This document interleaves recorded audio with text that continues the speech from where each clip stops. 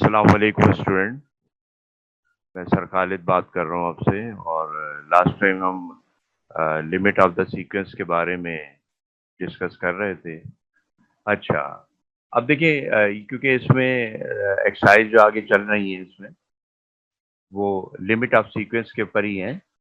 एक एक्सरसाइज और आएगी मैक्सन इसके बाद 1.5 जिसमें लिमिट ऑफ सीक्वेंस या सीक्वेंस एंड सीरीज दोनों डिस्कस होगा।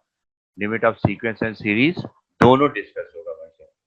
तो अब इसमें देखिए लिमिट ऑफ सीक्वेंस जो है मैंने यहाँ पे लिखा। अब ये कुछ और स्पेशल टाइप की जो है ना वो आपके पास जो है वो जनरल टर्म्स आ रही हैं। ये देखिए, ये जैसे जनरल टर्म है, यानी ये भी एक सीक्वेंस की जो है वो जनरल टर्म है। ठीक है। अच्छा, ये आपको मिलेगी इसके अंदर जनरल टर्म। अच्छा, अब इस ये जो जनरल टर्म जो टाइप है इसको जरा स्टडी कर लें। Limit n tends to infinity, ये तो आपने ज़ाहिर है इसकी लिमिट अप्लाई कर रहा है। एक्चुअली ये है जनरल टर्म, ये इस फॉर्म में, ये देखिए 1+1/n पावर n, ये इस फॉर्म में। ठीक है, ये इस फॉर्म के अंदर 1+1/n पावर n, ये इस फॉर्म में। ठीक है। अच्छा, इसके अंदर जो चीज ऑब्जर्व करने की वो ये है कि जैसे यहाँ 1/n है तो इसका रेसिप्रोकल होगा यहाँ पे। जैसे अगर यहाँ 1/4 है तो यहाँ 4 होगा, यहाँ 1/5 है तो यहाँ 5 होगा। इसको ये बात जरूर समझ लेना, क्योंकि इसको अप्लाई करते हुए ये दो बातें बहुत ध्यान में रखनी है कि 1/n है तो यहाँ n आना चाहिए। ठीक है। तो अगर यहाँ जैसे अगर आ जाता 1+4 तो फिर यहाँ पे 1/4 आना चाहिए, यानी ये दोनों एक दूसरे के रेसिप्रोकल हो।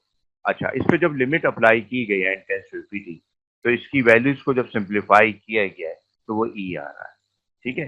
तो अब इसके अंदर जिसकी एक्सप्लेनेशन वगैरह के अंदर अगर आप जाएंगे इसके अंदर, क्योंकि इसकी डिटेल्स हैं कि ये ई के इक्वल कैसे आता है, इसमें तो बड़ी डिटेल है इसके अंदर। अच्छा, वो हमारा पार्ट भी नहीं है एग्जामिनेशन में कि हमें सिर्फ ये जनरल टर्म को अप्लाई, इस पर लिमिट अप्लाई करना आता हो। ठीक है, वो सिर्फ ऑब्जेक्ट है, वरना इसका एक बड़ा बैकग्राउंड है। अब अगर तुम्हें याद हो फर्स्ट ईयर में कि 1+x⁴n, सही है ना, उसमें एक्सरसाइज 8.3 के अंदर फर्स्ट ईयर के अंदर तुमने किया था 1+x⁴n। अगर उसको ओपन करोगे पहली टर्म आएगी 1+nx, फिर +n×n−1/2 फैक्टोरियल x²। उससे इसको जो है ओपन किया गया, इसको पूरे को, इस पूरे को। और जब ये ओपन हो गया सिंप्लीफाई किया गया। अच्छा, सिंप्लीफाई में वही ख्याल रखा गया कि 1/n की फॉर्म हो, और फिर उसमें जब लिमिट अप्लाई की है तो उसका जो रिजल्ट आ रहा है वो ये आ रहा है 2.718218। ये बड़ी कांस्टेंट वैल्यू है, ये बड़ी कॉमनली यूज होगी, तुम लोगों ने यूज भी की होगी, फिजिक्स में भी इस्तेमाल हुई होगी ये ई की वैल्यू। ठीक है, तो ये वैल्यूज भी आपको याद रखनी होगी। आप कैलकुलेटर वगैरह अगर आपके पास है तो आप ई इसको ऑपरेट करके देख सकते हैं कि ये वैल्यू इसी के बराबर आए। तो ये यहाँ से ड्राइव हुई है। ठीक है, ये तो इसका पार्ट है कि भाई ये ई कैसे आ रहा है, लेकिन हमें तो भाई यहाँ पे इस रिजल्ट को इस्तेमाल करना है। जहाँ पे भी ये रिजल्ट आ रहा होगा तो हमें ये आसानी होगी कि हम उसमें ज्यादा वर्किंग नहीं करेंगे। इस पे हम ये रिजल्ट के रेफरेंस से उसको डायरेक्ट ही लिख देंगे। ठीक है, अब करते हैं, देखें एक दो क्वेश्चन इसके ऊपर।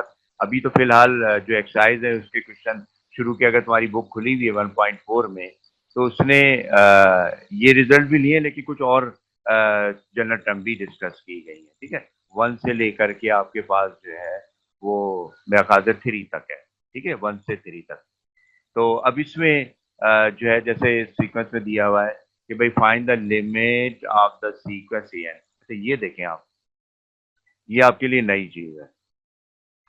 अब जैसे अगर सिर्फ ए एन लिखा होगा तो आप कहोगे भाई ये किसी भी सीक्वेंस की जनरल टर्म है, लेकिन अगर ये कर्ली ब्रैकेट में लिख दिया जाता है तो ये समझा जाता है कि ये कोई सीक्वेंस है जिसकी जनरल टर्म ए है। तो मैथमेटिकली ये तुम्हें लिखने की जरूरत नहीं है सीक्वेंस, डायरेक्ट अगर तुम ये लिख दो ना curly bracket a N, curly bracket करो, तो इसको कैसे रीड करोगे, सीक्वेंस, यानी ये सीक्वेंस है, यानी curly bracket a n is a sequence whose general term is a n, ये समझी जाएगी।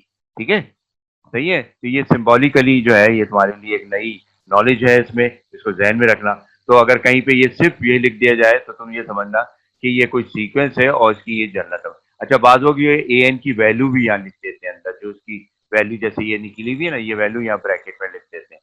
तो हम उसको यही रीड करेंगे कि ये एक सीक्वेंस है जिसकी जनरल टर्म हमें यहाँ गिवन है। ठीक है, बहरहाल अब इसमें क्वेश्चन नंबर 1 है इसके अंदर आपने लिमिट निकालना, तो अब इसकी टाइप देखो, an 1/2 raise to power n, ठीक है, टाइप है इसमें, क्योंकि वो डिफरेंट टाइप की जनरल टर्म तुम्हारे साथ शेयर कर रहे हैं ताकि तुम्हें हर टाइप की सीक्वेंस की लिमिट निकालना आ जाए, ठीक है। तो इसे ये टाइप समझ के रख लो कि 1/2 रेज टू पावर है, इसको इसकी सारी टर्म भी रिकॉल करके देख सकते हो।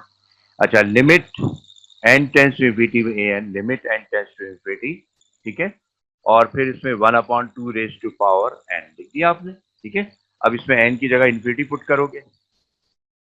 अच्छा, फिर n की जगह आपने इंफिनिटी रख दिया, 1/2 power infinity, constant power infinity infinity होता है, तो 1/इंफिनिटी आ जाएगा आपके पास 0 के पास। अगर आपको हमारी वीडियो पसंद आई तो आप इसको लाइक करें और अपने दोस्तों से इसको शेयर करें और हमारे चैनल को सब्सक्राइब कीजिएगा। शुक्रिया।